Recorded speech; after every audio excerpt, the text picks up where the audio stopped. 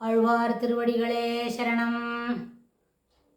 திருமங்கை ஆழ்வார் தன்னோட 3வது பாசுரத்தில் கொன்றேன் பல்லுயரை குறிக்கோள் ஒன்றிலாமையினால் அப்படின்னு சொல்லி ஆரம்பிச்சிருக்கார்.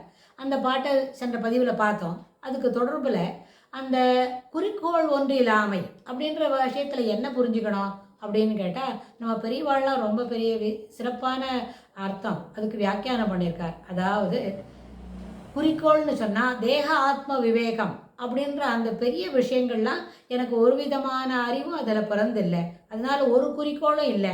குறிக்கோள் இருந்தால் நல்ல வஸ்துக்களுக்கு இருப்பதாக இருக்கணும். ஆனால் அது என்ன இருக்குது, தேகாத்ம பிரிவு, தேகம் வேற ஆத்மம் வேற, ஆத்மா வேறன்ற அந்த விவேகத்தை நான் இன்னும் புரிஞ்சிக்கவே இல்லை.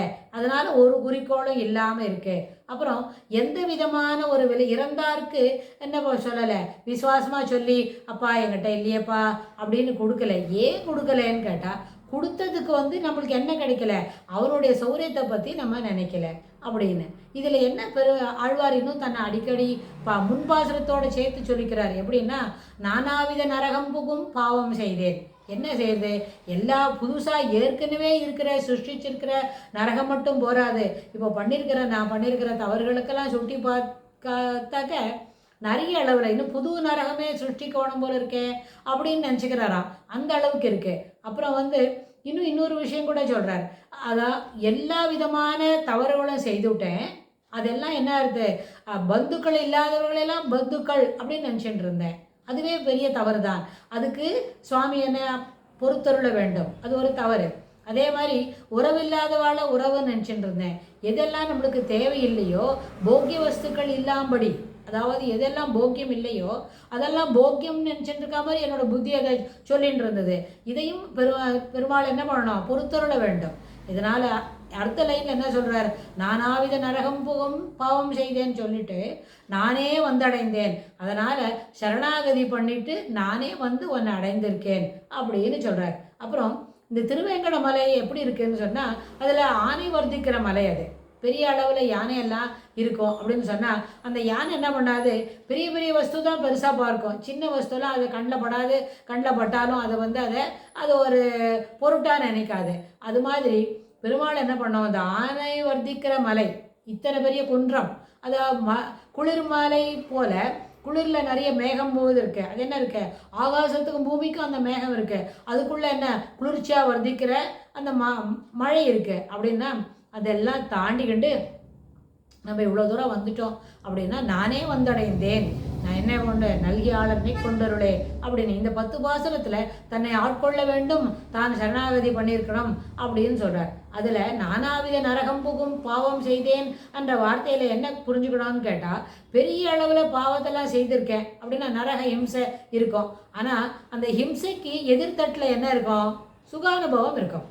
எப்போவுமே ஹிம்சைன்னு சொன்னால் நம்ம ஆப்போசிட் வேர்ட்ஸ் சொல்கிறோம் இல்லையா, இன்பம் துன்பம் அப்படின்னு சொல்கிற மாதிரி நரக அவஸ்தைக்கு, நரகானுபவத்துக்கு எதிர்த்தட்டில் என்ன இருக்கும், சுகானுபவம் இருக்கும். அந்த சுகானுபவம் என்ன, பெருமாளோட திருவடி வாரத்தில் சரணாகதி பண்ணி அந்த சரணாகதியை சுவாமி ஏற்றுக்கணும், எனக்கு ஒரு கைங்கரிய ரூபம் கொடுக்கணும். பெருமாளுக்கு இந்த மலை மேலே வந்திருக்கோம் அப்படின்னு சொன்னால் என்ன கைங்கரியத்தை கொடுக்கணும் அப்படின்னு கேட்குறார். இதில் ஆழ்வாருக்கு இன்னொரு கருத்து கூட இதில் உலா ஓட்டுகிறார். என்னன்னு கேட்டால், இந்த பாசுரங்களில் பெருமாள் ரொம்ப உசர்ந்தவன். அவன் என்ன பண்ணியிருக்கலாம், ஸ்ரீவைகுண்டத்தில் இருந்துட்டு தன்னுடைய என்ன நித்திய சூரிகள்கிட்டையும் இன்னும் இருக்கிற அடியார்கள்கிட்டையும் அங்கே இருக்கிற ஆச்சாரியர்கள் ஆழ்வார்கள் அவா போல எத்தனை பெரியவா அங்கே இருந்தாலும் அவள்கிட்ட ஒரு டெலிகேட் பண்ணலாம், திருவோலக்கம் அருளி. அது எப்படின்னு கேட்டால், அங்கே ஒரு டெலிகேட் பண்ணி யார் யார் எந்த வேலையெல்லாம் செய்யலாமோ அவளுக்கு ஒரு டியூட்டி அலோகேட் பண்ணிவிட்டா, அவள்லாம் அந்த வேலையை, பெருமாள் சொன்ன வேலையை அது சிறமேற்கொண்டு தவறாமல் பிழை இல்லாமல் பிசகாமல் செய்து முடிப்பாள். அப்படியே சுவாமி எல்லா வேலையும் பண்ணி இந்த 17-14 உலகத்தையும் காத்தருளாம். ஆனால் அப்படி இல்லாமல் இந்த கடினமான இடத்துல, இந்த திருவேங்கட மலையில் என்னத்துக்கு பண்ணுறாரு சுவாமி, இங்கே இருந்து என்ன நாகம் வாசாமி வைகுண்டே நயோகி ஹிருதயே ரவோ அப்படின்னு சொல்கிற மாதிரி இந்த மலை மேலே தங்கியிருக்கிறார். எதுக்குப்பா, எதுக்குப்பா இவ்வளோ கஷ்டப்படுற அப்படின்னு சுவாமி சொல்லிட்டு கூடவே ஆழ்வாருக்கு ஒரு வார்த்தை சொல்கிறது, என்னை போல சாதாரணப்பட்டவன்னா இந்த ஜனங்களை எல்லாமே ரட்சிக்கணும் அப்படின்னு சொல்லிட்டுத்தானே இங்கே வந்திருக்கேன், அதுக்காகவாவது உன்னை வந்து தினம் பார்க்கணும்னு தான் தோணுறது. ஆனால் என்ன பண்ணுறேன், நோயே பட்டொழிந்தேன், என்ன இருக்கேன் சம்சாரமே நிஜம்னு நினச்சினுட்டேன்.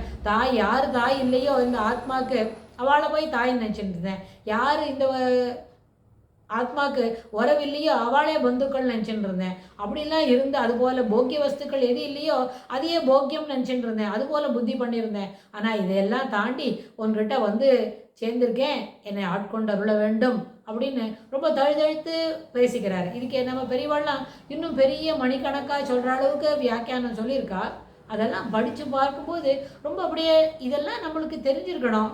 இது கூட தெரியாமல் சாதாரணமாக பொழுது என்ன பண்ணியிருக்கோம், உபாயமாக கழிச்சுட்டு இருக்கோம் அப்படின்னு. அந்த உபாயமாக கழிக்கிறத காட்டிலும் சிறப்பான விஷயங்கள் ஆழ்வாரோட கருத்துக்களை நம்ம மனசில் வாங்கினமான ரமமானா வனேத்திரேகா தேவகந்தர்வ சங்காசத் தத்ததேன் யவசம் சுகம் அப்படின்னு பெருமாள் சொல்கிற வார்த்தையை இந்த இடத்துல ரசிக்கும் அப்படின்னு சொல்லி தானே மேற்கோள் காட்டி நம்ம பெரியவாள்லாம் இதை ரசித்திருக்கா. இதுக்கு தொடர்புடைய செய்திகளை வரப்போகிற பாசுரத்தில் பார்க்கலாம். ஆழ்வார் திருவடிகளே சரணம்.